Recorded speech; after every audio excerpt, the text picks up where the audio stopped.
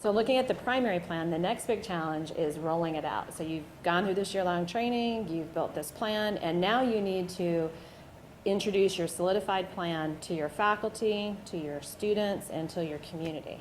So what we'd like to get some input now on is how did you roll it out each time, like the first time you introduced it or new times when you introduced it? And Gary, if it's all right, we'll go ahead and start with you. Well, one thing I want to add, which is also about the rollout, is, teachers are overwhelmed, like she said, and they've got so much going on. But the big thing that I can see looking back is if you invest this time, then you're going to gain tons more time. And so it only takes a little bit of time, like some entrance and exit activities is one thing that we put in our plan, sharing good news, the actual handing out of tickets to reward behaviors. Those take a little bit of time, but in the long run, you get a lot of time back. And as an assistant principal who does discipline, when we implemented our plan, I was probably spending 80% of my days handling only discipline. And now, here several years later, I'm probably spending, on average, 20% of my day doing discipline. So not only does your discipline improve, but that gives me a lot more time to be proactive, to work on those secondary and tertiary students, to work more with my teachers, to be an instructional leader, and to help improve our academics. We've done several different things. Again, we're trying to keep it fresh and new every year, but as far as rolling it out to the students, at the beginning of the year. Obviously, the first time that you meet with your students to start the year, you want to be handing out tickets as they come in or as they sit there to reinforce them, and have some really good prizes, some drawings to start the year off, just to get them excited about it. Before we even started about this, I talked about, and my kids still love, I don't know if you've ever seen those claw things. You put a quarter in and you reach down, and they won't even grab the animal. I think they're programmed only every 10th time is it possible to pull something out. And you're putting $4 in there and you're getting a 29-cent stuffed animal. But kids love those. My kids would shell money in those. So it's that chance of getting a prize, especially for middle school students, is very reinforcing. So if they see somebody get $20, $50, a bike, whatever, some really good prize, then just the chance of that is going to mean a lot to them to want to do the things that we're reinforcing. So we've... Gary, we told a little bit about like that one year you did the Olympic theme rollout. You did a big assembly. Do you remember that? Yeah, it was to start the year. We had the Olympic music and we had the rings up there. I think we actually had our teachers come in. Like each grade level of teachers walked into the gym like the countries do in the Olympics. And we had the music going and gave a lot of prizes and did those kind of things. As far as selling it with the teachers, like everybody else has said, you really need to get the opportunity, give them the opportunity to give their input, and also give them the opportunity to voice their concerns. Why I don't want to do this doesn't, why do we need to do this, those kind of things.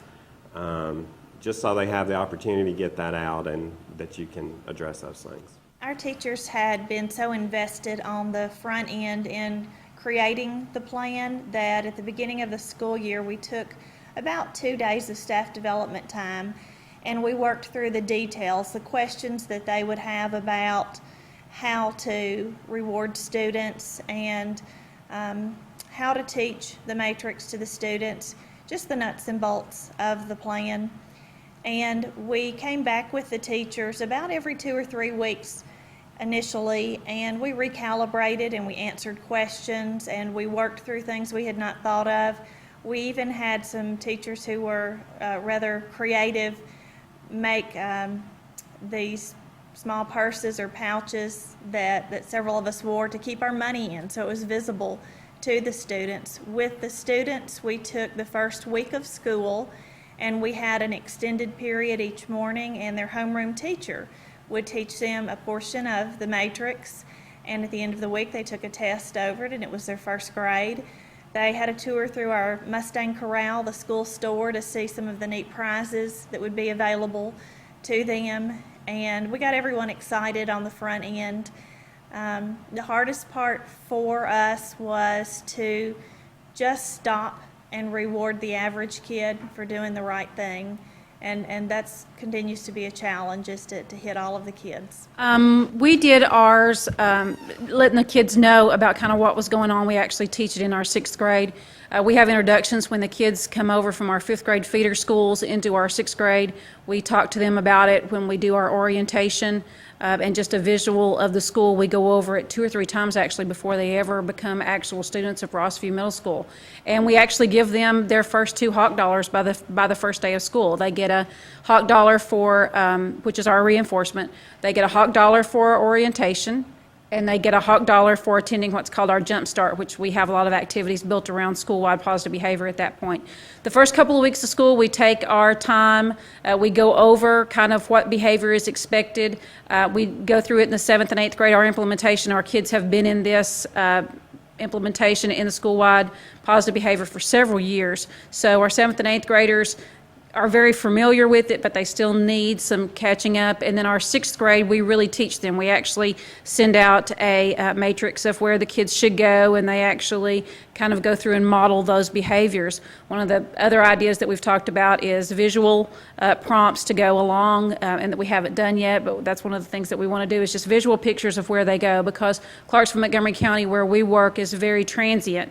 And so just because you have the 300 kids who are in the 6th grade, 400 kids who are in the 6th grade this year, day one is not going to be the same kids that you're going to have a week from now. So it's very important to kind of keep that up, and we're working on registration process and that kind of thing. So that's a hard part for us, is just making sure that the kids who are in our building know kind of what's going on and what the expectation is. And our 6th grade coming in does a real good job of that, and our 7th and 8th grade kind of support that as they go through. Parents is a pretty easy sell. We have 6th grade parent meetings for our Jump Start, which is the kids coming in.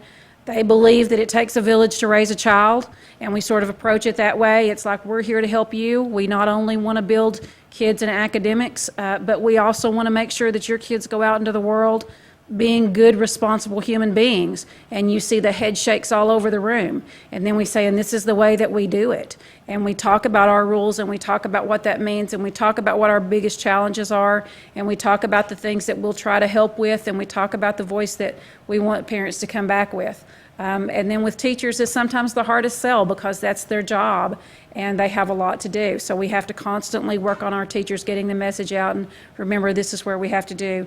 One of the things that we need to do in our future planning is making sure that we have booster trainings for our student faculty, our students that change, and our faculty that changes over a period of time, just to make sure that we have sort of booster trainings throughout the school year to make sure that we're still all on track. And we do that by using our data. So that's how we roll it out. At Fairview, which I was with Gary at the middle school, rolling out the plan was kind of what Brian always put me in charge of, and was part of the thing that I liked to do the most, because it involved me working with the kids. And we had a great technology teacher there, Sarah Reynolds, who worked with me, and we did in the summers a video that was students that were coming back to the school to explain the new rules and how you get tickets, what you use them for. And at the beginning of every school year, we always showed that video. And it would explain what our PBS program looks like this year.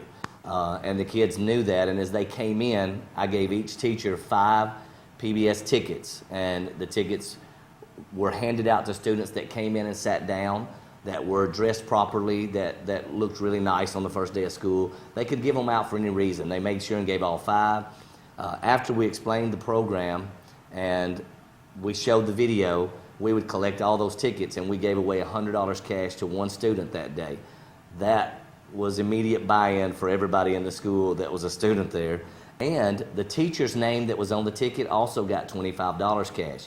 So there's our reward to the teacher and the incentive for them to hand their 5 tickets out. So what we try to do is find out what motivates the students, and then what motivates the teachers to hand these out, to do those extra things we need. And I did a survey again from teachers. What do they want? Vacations to Hawaii we couldn't afford, but we could afford up to, we gave gas cards, we gave massages, I didn't personally, but we gave massage coupons, we gave a lot of things away to teachers that actually helped them to buy in, because a lot of our teachers were just like our students. They needed a little extra push to do what we needed them to do. So I was using a lot of my positive behavior techniques on some of the faculty as much as I was some of the students, because about 85% of our faculty buys in, and the other 15% need a little extra boost.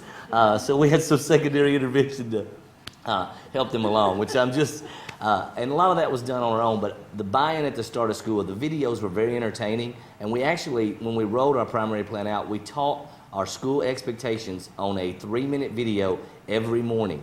And it took a lot of time, and I had great administration that gave me the time between classes, sometimes even during classes. I'm gonna get fired for this, but we did these videos and had them ready, and we replayed a lot of them. We had some videos that were really awesome, and the kids were so excited. They were getting to school on time, they wanted to see what the video was for the day, and they were wondering if maybe they might be in the video that day. So that was the way we rolled our plan out, and I thought it works really great. We're a little different than all of that because we're in high school. So we had to figure out a way to make it cool but not too cheesy, and not too over the top, because if they thought that it was all about us, they wouldn't want to do it because it was about us. So we had to figure out all of the adolescent components of figuring those pieces out. So the very first year, the way we did it, and I don't know if it was great, but it worked for us.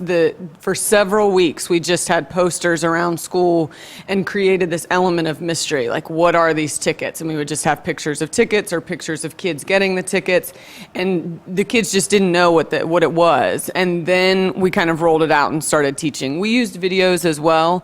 We have an incredible media department, and we got kids on board who would just come to me, and I'd say, this is what I need kids to know, and they would just go create it. And that was perfect because it wasn't Julie's hand in it. It wasn't anybody from the PBS team's hand in it. It was just the kids saying, hey, what is it? And so it was interesting because in the first and second year, it kind of became known as the golden ticket, because the kids created this golden ticket where kids were jumping out of lockers and giving kids tickets. It was amazing. And that was just student-led. We didn't have to do any of that.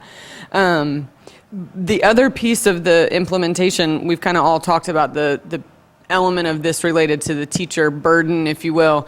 And one of the things that we talked about as a team was how we eliminated that burden every step along the way. So we made a decision in the very beginning that teachers weren't going to have to put any effort into getting their tickets, into giving the tickets back. So what we do is we have a specific person who wanted to be a member of the PBS team but knew she was lacking in time to come, but she was always at school early and she had some time during the day. So she's our supply person. So every month she takes care of all of the copying, all of the paper ordering, all of the cutting, and all of the stuffing the tickets into the teachers' mailboxes. So we have an expectation at our school. We kind of broke it down mathematically. So we give teachers 30 tickets every month, and our tickets are different colors because of the way that we collect data related to how many tickets we're giving out by month. So teachers don't have to work for that. At the beginning of the month, they get extra tickets. I created a little PBS stash that they can go and get extra tickets if they want. We gave them the matrix. We gave them everything that they needed. In order to publicize it in their classroom, to publicize it, in the beginning we gave everybody an extra poster that they could hang wherever they wanted. So we found posters in bathrooms, we found posters even in the teacher's lounge, same idea. And so we really put some of that ownership back on the students and back on the teachers so that they just got to use their energy instead of figuring out how to make the program work. And I think that it was an organizational technique, but it was also a secondary benefit was the buy-in for them, that all of a sudden there was ownership that they didn't even know was coming. So that was a big piece of the implementation for us.